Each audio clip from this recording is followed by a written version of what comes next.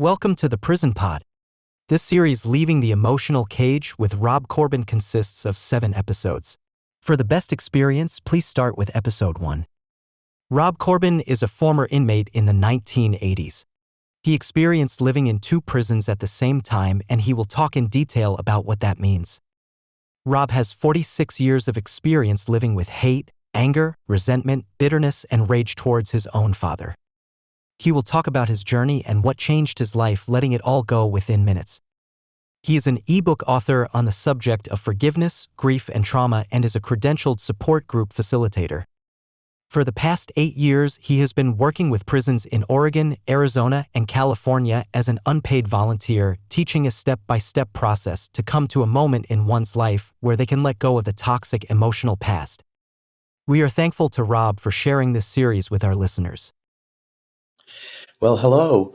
I'm so thankful that you've let me join you again on the Prison Pod. We have a great series coming up with Rob Corbin on forgiving, and I really can't wait to get started. This is going to be a 7-part series, and I hope you enjoy it. Hi, Rob. How are you this morning? Doing good. Thank you for having me on the program. I know that you've been doing lots of work in Arizona and California. I've heard from some of the men of the great things that they took away from participating in your group. So I'm really looking forward to our conversation. And if it's all right with you, I'm going to jump right in. Of course. Yep. You mentioned being a prisoner at the age of 6, and many of us are in our own prisons, within our own lives and our own minds.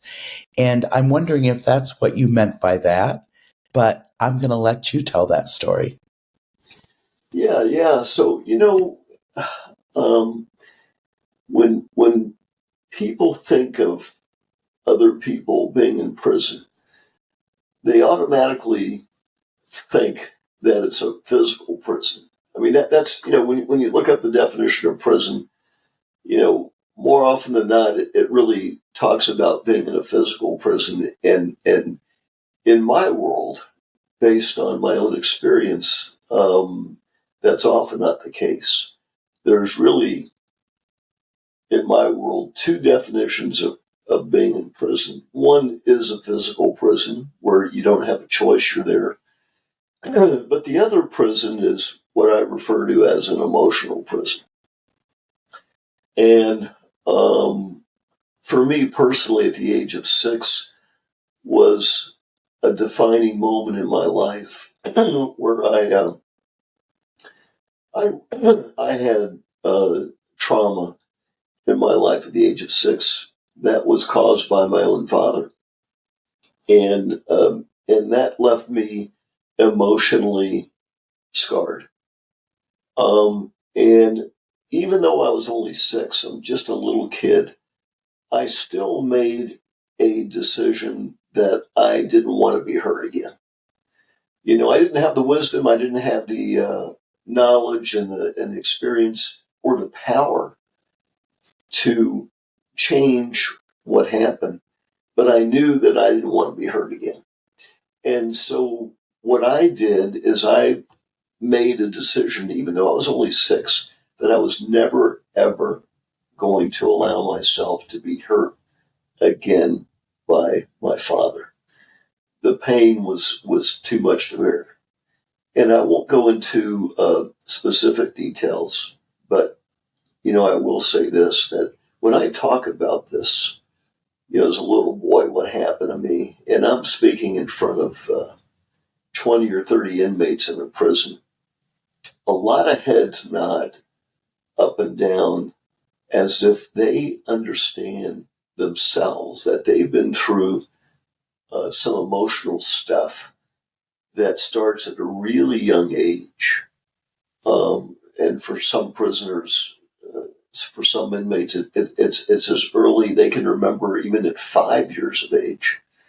And there's this corridor between 5 and 8 years of age that when I do my prison work, that most prisoners can relate to something in their lives that forever changed them as a little boy was really intense trauma.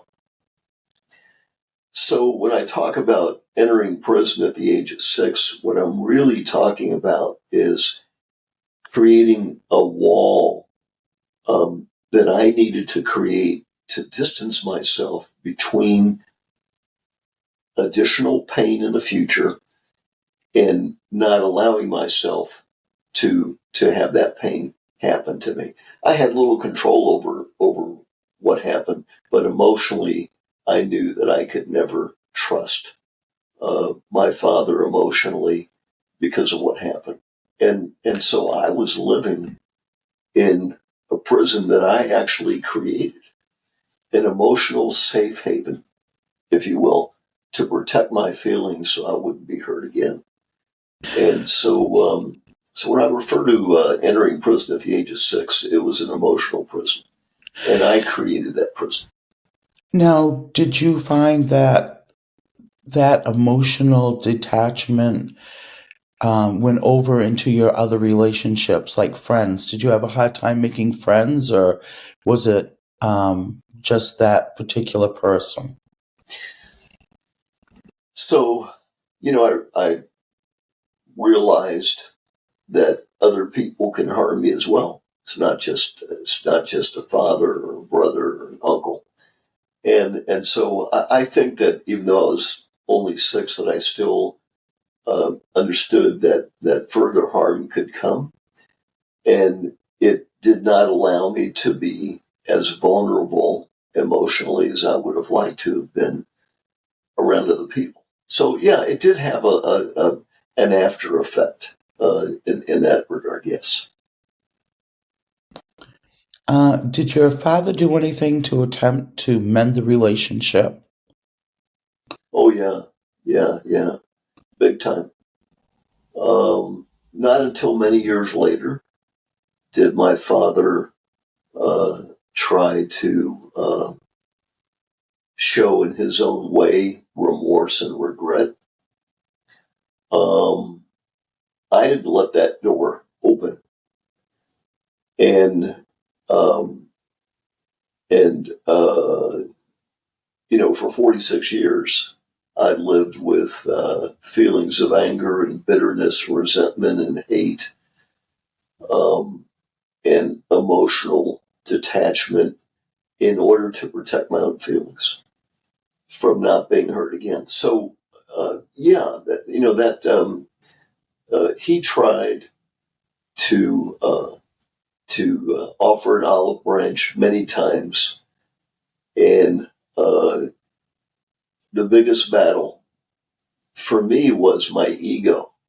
That part of me that defines my self worth, and I just didn't want to. I didn't want to give in to the ego, and that, uh, in retrospect, today at almost 71 years of age, I realize that the biggest battle that we fight is within our own hearts, and if you further take off a layer of that, what's left is our ego. When people screw around with our ego, uh, we become defensive. And when we become defensive and we hold on to these negative emotions, then in fact we're giving away some of our power.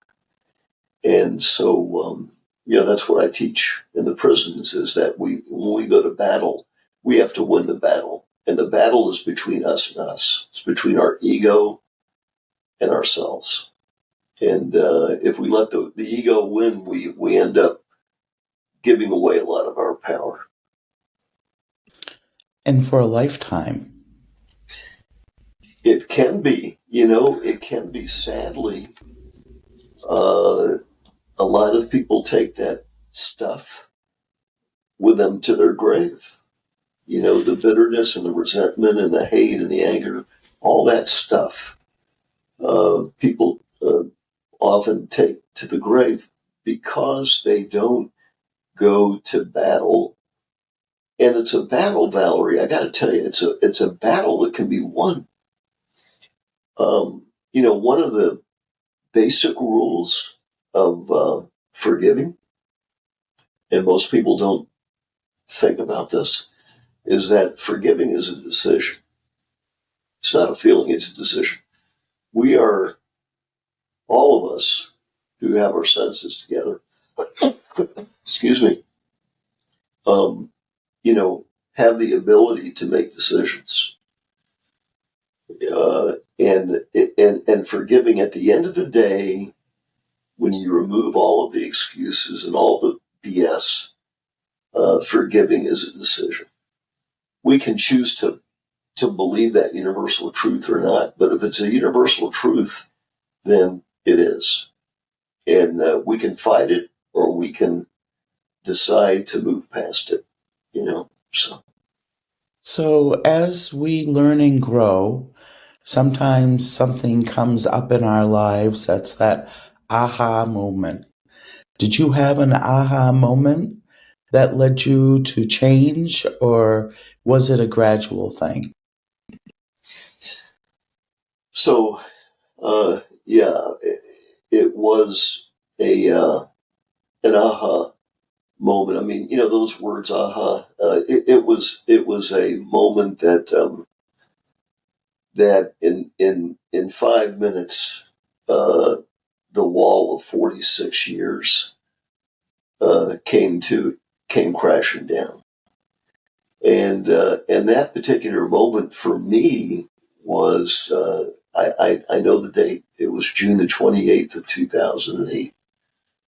And that was the day when I really uh, transformed myself from being the man that I was to a man with compassion and understanding uh, for others that came down on me like a heavy weight at once. It was a traumatic day for me. Yeah. So there was a moment in time, and that was the epiphany of what led me to do prison work, was based on that particular day. Yeah. So, you've been doing prison work about 15 years, or has it been Uh, longer? no, so 8 years. 8 years. Yeah, yeah. The idea came to me um, when I actually lost my father and didn't allow myself to say words that I should have said and to mend the ties. And so um, that was the moment in my life where I decided, you know what, I need to share with others how to let go of that part of us that was never, ever intended for us to live with forever.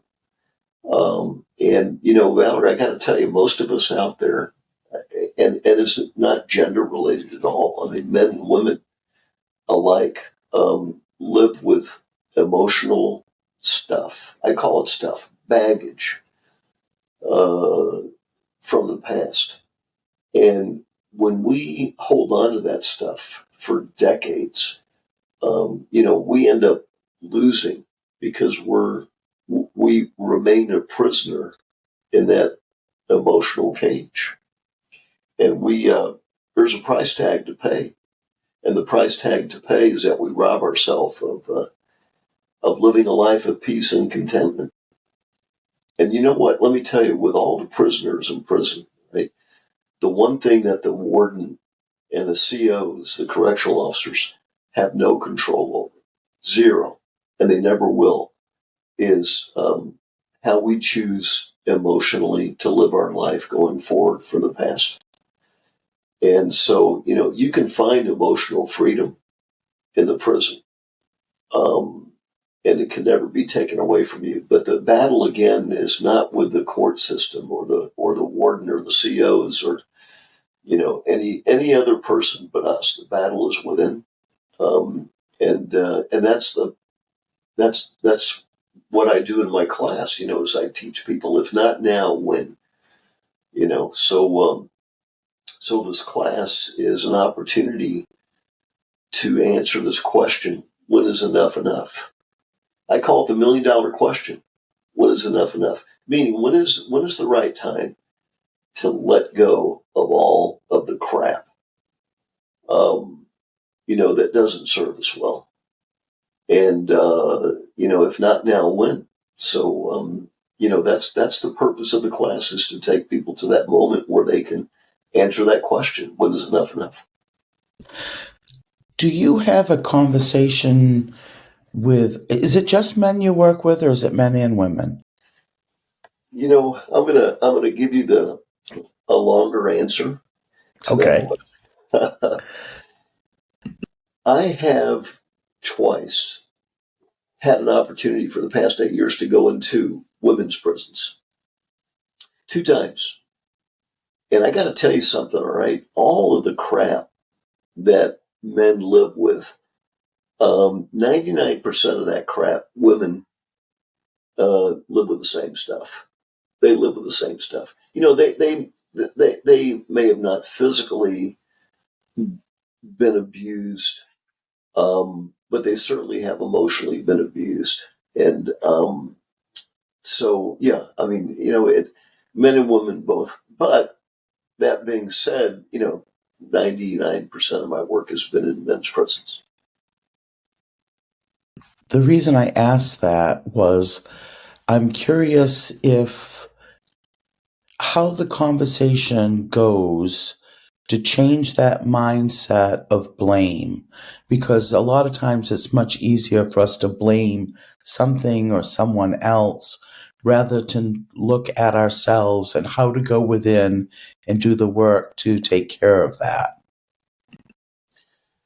Yeah, so, let me tell you that another universal truth, Valerie, of forgiving is that, we can hold others responsible for what happened to us. Okay, we can um, put blame on them for what happened, but we can't put blame on them for our emotional feelings. They're not responsible for our emotional feelings. We can hold them responsible for their actions, but the consequences to those actions, how we choose to feel every day when we wake up, is not on them. It's on us. And here's why, all right? There's a bigger picture, and the bigger picture is we live in an unfair world filled with unfair people. And, the law of free will gives people the right to be assholes, to treat us like crap, to not love us, to not be there to nurture us and give us, compassion and understanding and a shoulder to cry on. The world we live in is unfair. And there's nothing that we can do to change another person's actions, but we can change our response to those actions. See, here's the deal. If we live and we're pissed off with other people, and we've been holding on to that stuff for decades, you know, um, they're not the ones that are waking up pissed off. We are. They're not the ones that are living with anger and resentment and hostility. We are.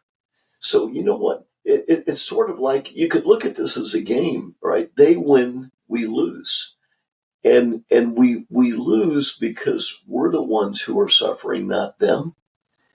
But again, there's always a bigger picture, and the bigger picture is we live with those feelings by choice, by choice. Now, let me explain what I mean by that. Okay, if you say something to someone and it really upsets them, the law of cause and effect, they're gonna be upset. If you jump in someone's face and you call them all sorts of names, the law of cause and effect. They're gonna feel that. They're not gonna like it. They're gonna have a reaction.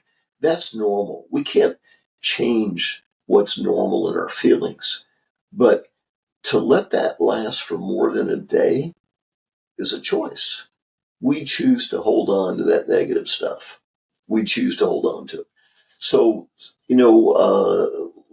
living with negative emotions is a choice. And the one thing that is a certainty is that we lose our power, all of our power as a human being to live with peace and contentment when we make the choice to let our ego rule our decision making. And holding on to negative stuff for decades is our ego has won, and we end up being the loser. It sounds to me like there needs to be a children's book about this. I mean, really, if we could learn some of these, I don't know if you want to call them coping skills or tools, but if we learn these things at a young age, that it's not our fault, especially if we're children, because that's one thing too, is um, sometimes we don't put the blame on other people. We take the blame ourselves.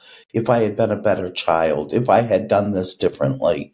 And then you grow up with that on top of the guilt, the shame, the remorse, the anger. I Yeah, mean, the list goes on and on. And as you know, there aren't very many people in prison who have not suffered some type of trauma. yeah, At least, you know, your blue collar crimes. right, right. Well, here's the deal.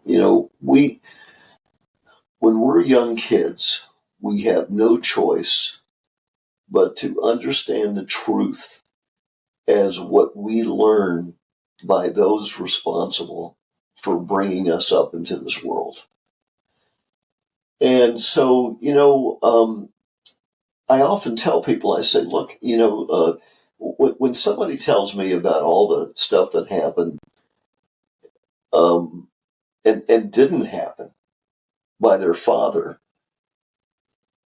when they had their deepest needs as a young child, and they needed that love, the nurturing, the support, they needed the guidance, and instead, they got the exact opposite.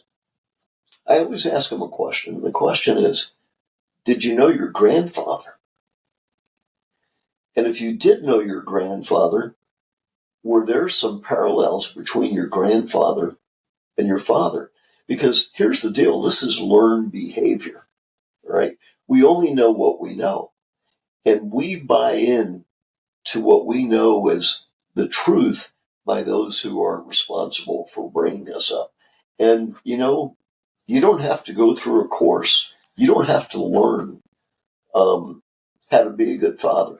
It's based on wisdom. It's based on knowledge. It's based on love in our hearts. And there are some people in this world who are parents that um, they don't have that. They don't have the desire, or they don't have the ability, or they don't have the skill, um, to have what it takes to be able to be a good parent. There's a lot of parents out there who are not responsible. And I say to people, if you're going to put the blame on someone, that this is normally generational chaos. It's normally generational learning. And, the good news is that we could change that. When we decide to let go of that negative stuff, we are now a different person. And that reflects in our communication with others, with our wives, with our children. And they can see that. They can see that difference. And so you break the cycle. By breaking the cycle, you're allowing generations to come to be able to experience a different sort of emotional freedom. So, it starts with us and it passes down. It also started in a negative way, not with our parents, but often with their parents and their parents. This is generational stuff. But again, the good news is we can break that cycle. We can break that cycle. Again, the bottom line is we have a war between ourselves and ourselves and our ego, and allowing ourselves to understand that we don't control the actions of others, but we have total control over how we choose to respond. And again, anything more than a day, it's on us. It's not on them. Yeah, the blame game is then turns to us. So, we have the right to be emotionally free, and we just have to go to battle with that right. Okay, now I'm going to ask you, how did it happen that you went into prisons? Because I'm always curious, because I did that for so long, and I love to hear other people's stories. So, yeah, it's the one word is greed. I grew up Actually, compared to a lot of other people, I grew up privileged. Middle income, upper middle income, household. Father worked his butt off and made decent change, and we had a nice lifestyle. And I had a way with my mouth being my greatest gift in terms of salesmanship, and I was wheeling and dealing in the car business and doing pretty good for myself in my 20s. But I fell into that trap like most people. I wanted a better car, wanted a bigger house, wanted to have more gold on my wristwatch and jewelry, and I just got caught up in all the greed stuff, and so I was invited to go to a wedding. If you really want to know the truth here, Valerie, I was invited to go to a wedding, but it was in a different country. It was in Peru, Lima, Peru. And back in the late 70s, early 80s, cocaine was, there was a ton of cocaine being imported and ways to make a lot of money. And when I went down to the wedding, I met someone who I connected with that was an exporter of coke, and I hooked up with him, and then I got another person involved, and he was the one that went down there and picked up some coke and brought it back and got busted, and it was an uh, elaborate scheme on the part of the DEA, and they eventually caught me, and yeah, so I got caught up in trying to get rich quick illegally, and so that's the shorter story, and yeah, that's how I ended up getting busted and served time. So you have lived experience on top of this, so you know the other level that goes on after trauma of just being a young man and growing up, and then you have the arrest and the courts and the prison, and so you have a good understanding of where a lot of these people are at internally. Unfortunately, based on my own experience of living in two prisons at one time, yeah, so I was in prison physically, and I was in prison emotionally. Yeah, and so that it really was a double sentence for me. And what I've learned over the past 8 years is that it's a double sentence for most men. Well, let me say this: most men who go to my class. My class is voluntary. By the way, the prisons put up flyers and word of mouth, and they've got their ways of being able to market the program, but it's a voluntary deal. So people show up for my class because they want to be there. I suspect that a lot of those people are looking for ways to be able to let go of the past. So I can't really speak on the general population of most prisons, but I can say that the people that go to my class, yeah, they're looking for some answers to how do I let go of the negative past? And so, there's an old saying: there are no mistakes. Maybe my experience uh, is what led me to be able to do this work in a way that I can understand the people in my class where they're coming from in terms of living in two prisons like I did.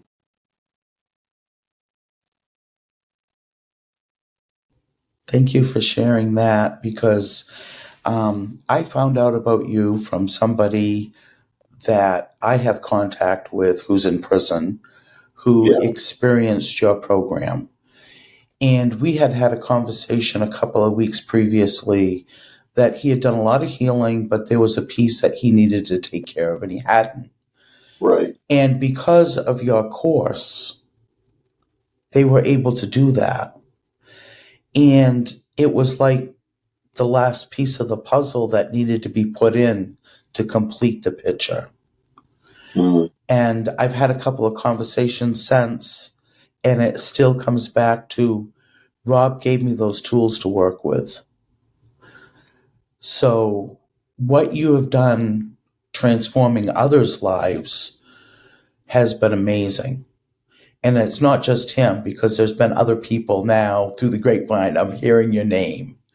So, you're doing some good work out there. Thank you. And so, what?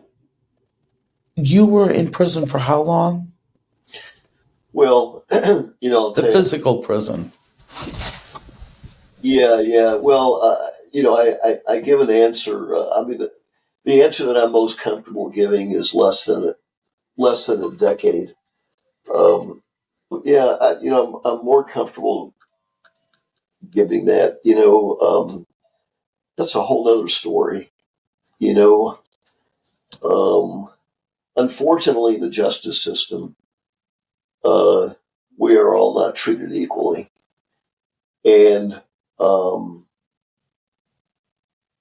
I got a probably I'm going to take out the word probably. I got a better sentence than what others would probably get if they didn't have tens of thousands of dollars to spend on attorneys like I did.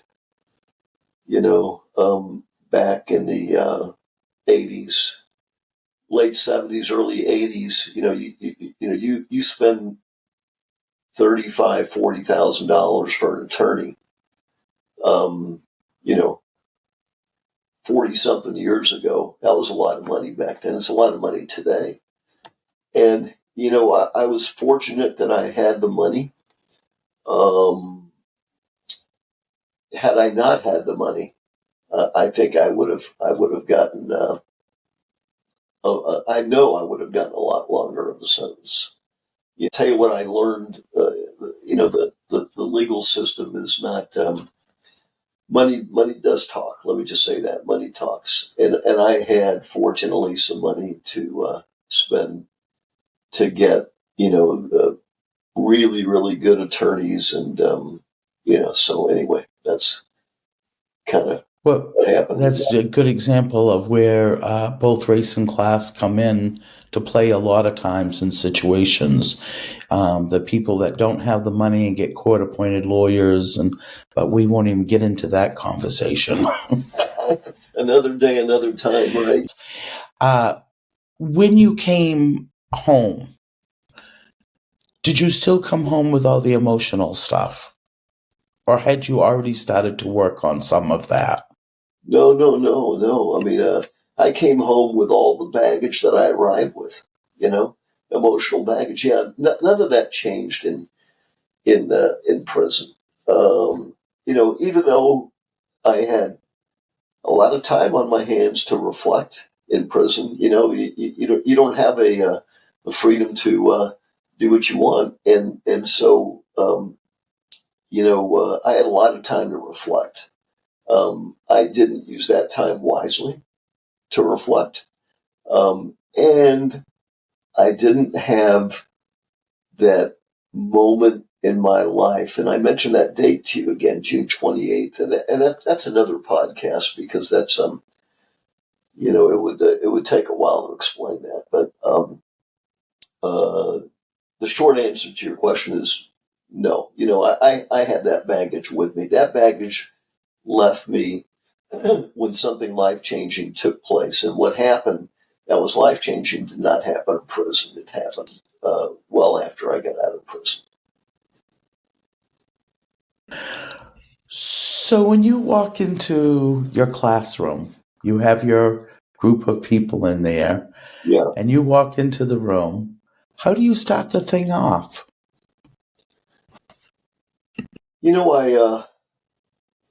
I'll tell you what I do. I start off by explaining the importance of confidentiality.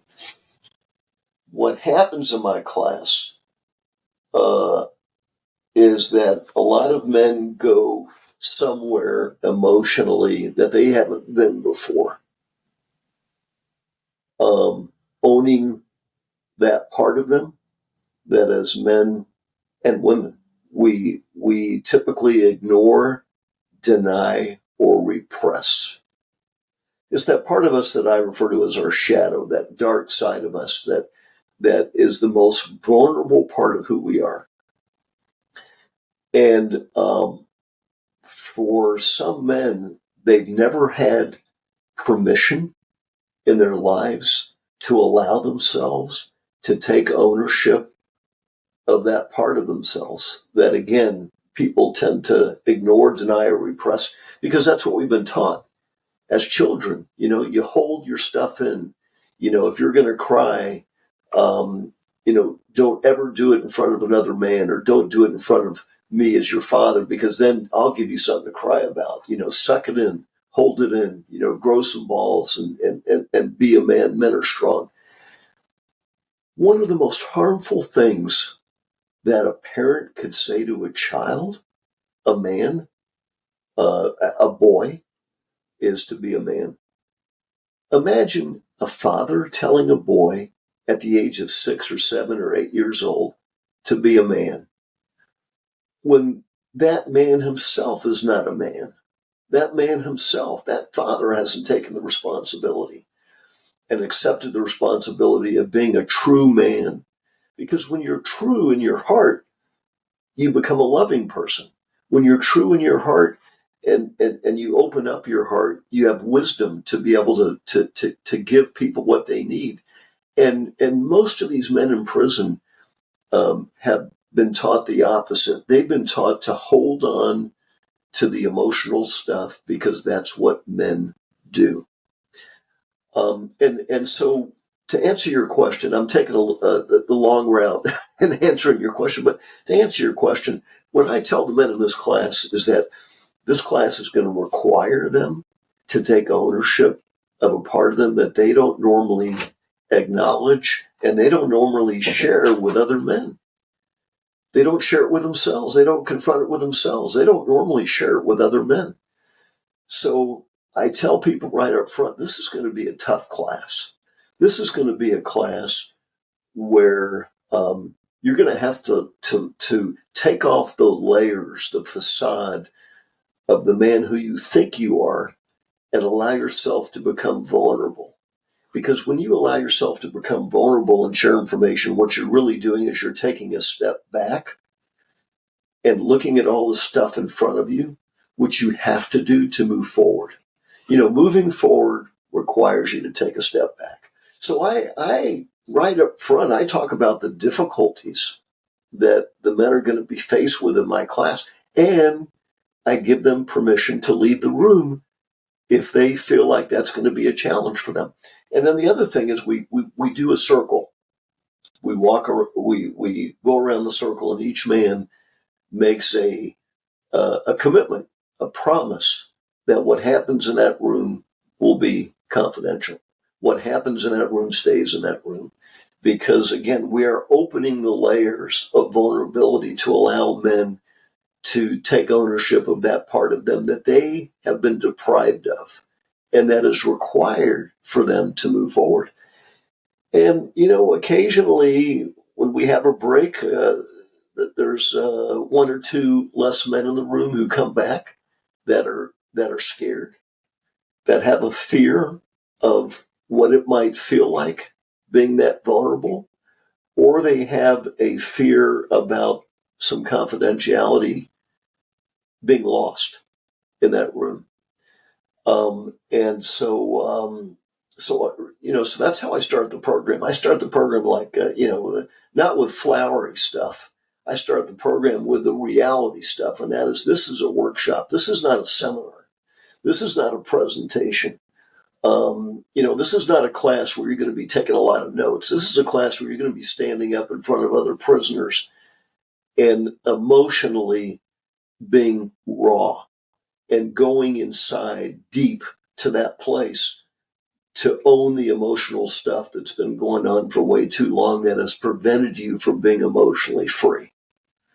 I'm serious about that stuff, and I look at each person in the class in the eyes when I say that, and there are some men who aren't ready. I am not going to judge those men. They're free to leave the room.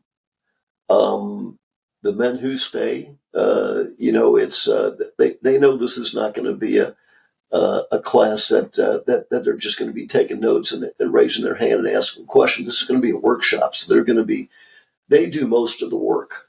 I'm the tour guide. I take them to this journey, and they have a choice of being with me or not. So I'm not interested in how many people come to a class. I'm interested in who's going to stay and who's going to do the work. And so I put the cards on the table up front when I do a class. Even if it's only one person, that's one person's life that is going to be forever changed. And the thing that I think is so hard, especially in a prison, the last place you want to be vulnerable, but throughout, at least in my age group, your age group, it's a little bit better, I think, with today's children coming up. But how many times have you heard somebody say to a little boy who falls down and skins his knee, "Oh, stop that crying, don't be a baby"? That's teaching you to mask pain right off. It's a physical pain. Yeah. So then that emotional pain, they cry, "Oh, look at the little sissy." Come on. Emotions are meant to be felt. So you keep stuffing those in and stuffing those in. And then you learn we don't talk about those things. Now, women go through the same thing. I mean, Yeah. you keep your mouth shut and do what you're told to do, So to open that door is such a remarkable thing, to be able to offer that space for real healing to happen and to start. Yeah. And again, it goes back to the old saying, we only know what we know. And so, as a young child, we have no choice but to buy in to what we are told and what we learn. And the truth is, we learn some bad stuff from people who learned some bad stuff from their parents. Um, and we buy into it. We buy into it. And here's what happens. What happens is we become what I call emotionally constipated. We've got so much emotional stuff. By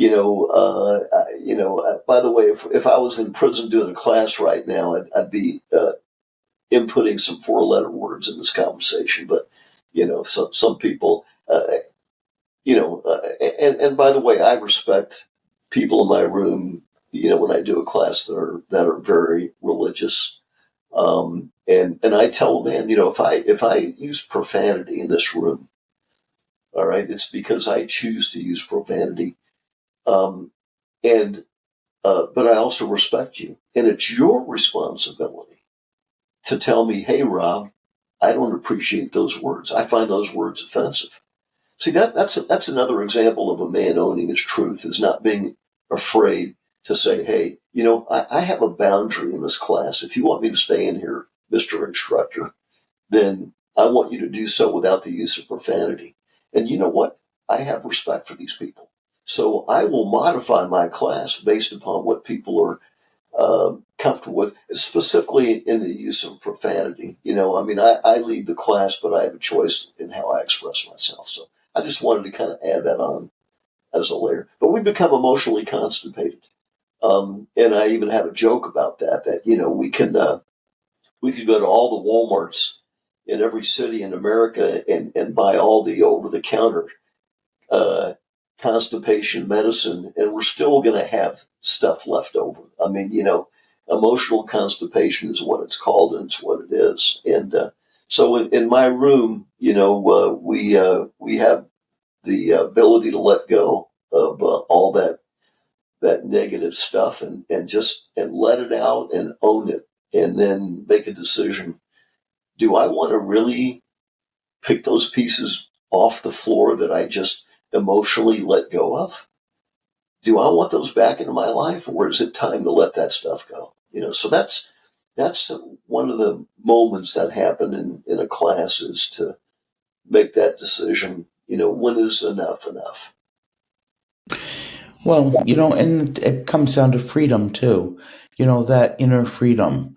You made such a good point that inside your own brain, your thoughts, your feelings, nobody else can take those from you. They're yours. That's just like with education. What you learn is yours. That can't be taken away. Yeah, yeah. So, and I look at this as education. These are emotional skills that people need to learn how to navigate using your thoughts and emotions to be a positive thing and not a negative thing. Like people always think about anger as being negative. It's how the anger comes out. It's everybody gets angry, Yeah. but it's the actions of the anger that are the problem. You can state the fact, I'm angry with what you said, but you don't have to reach out and hit that person. You can use your words. Yeah. And when we do a check-in in my class, and people tell me how many decades, I'm not talking about months or years, I'm talking about decades. Some of these people have been living with a bunch of negative stuff. And I asked them a question, um, living with negative stuff for the past 35 years has been a decision. Why did you make the decision not to forgive? Forgiving is a decision, not forgiving is also a decision. And one of the most truthful answers that I hear, and this is really the raw truth, is I don't know how to forgive. I don't know how to forgive. And so my answer or my response is, welcome to this class. You're gonna do the work. I'm gonna be the tour guide. I'll take you step by step to this moment, and then you can make your own decision. But I'll show you how to get there. I'll show you how to get there. I can't make the decision for you, but I can lead you to that moment where if it's time to let go or not. So it's a good point you brought up, Valerie, on the subject. Yeah. You have been listening to The Prison Pod, a podcast not just for those in prison but for anyone who has been affected by incarceration. Ms. Valerie would love for you to write to her with your questions, comments, and show ideas. The address is Prison Pod, Post Office Box 294, Orono, Maine. 04473. Remember, reading opens doors, so pick up that book.